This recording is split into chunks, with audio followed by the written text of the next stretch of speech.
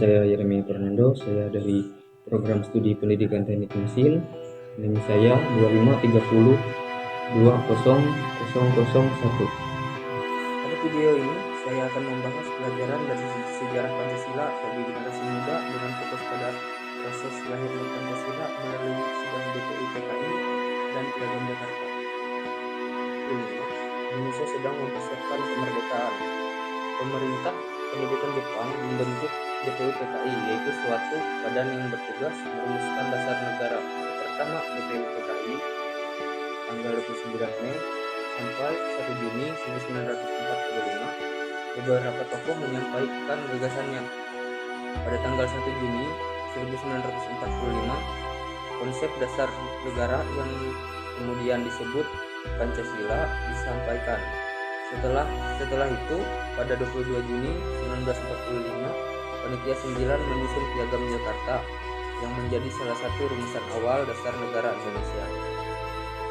Akhirnya, pada 18 Agustus 1945, rumusan Pancasila disahkan sebagai dasar negara dalam pembukaan Undang-Undang Dasar. Inilah proses panjang lahirnya Pancasila yang menjadi fondasi Indonesia. Dari peristiwa lahirnya Pancasila, kita dapat melihat nilai-nilai penting. Yang pertama, musyawarah dan mufakat. Karena pada Pancasila, kita dapat melihat nilai-nilai penting. Pertama, musyawarah dan mufakat. Karena para pendiri bangsa berdialog dan berdiskusi meskipun memiliki perbedaan pendapat. Kedua, persatuan.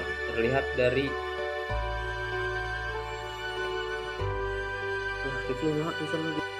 peristiwa lahirnya Pancasila, kita dapat melihat nilai-nilai penting. Yang pertama, musyawarah dan mufakat. Peristiwa lahirnya Pancasila, kita dapat melihat nilai-nilai penting. Pertama, musyawarah dan mufakat. Karena para pendiri bangsa berdialog dan berdiskusi meskipun memiliki perbedaan pendapat. Kedua, persatuan. Terlihat dari keputusan untuk mengutamakan keutuhan bangsa, termasuk ketika rumusan Piagam Jakarta disesuaikan demi menjaga persatuan seluruh rakyat Indonesia. Ketiga, kemanusiaan. Karena dasar negara dirumuskan untuk menjunjung martabat setiap warga negara.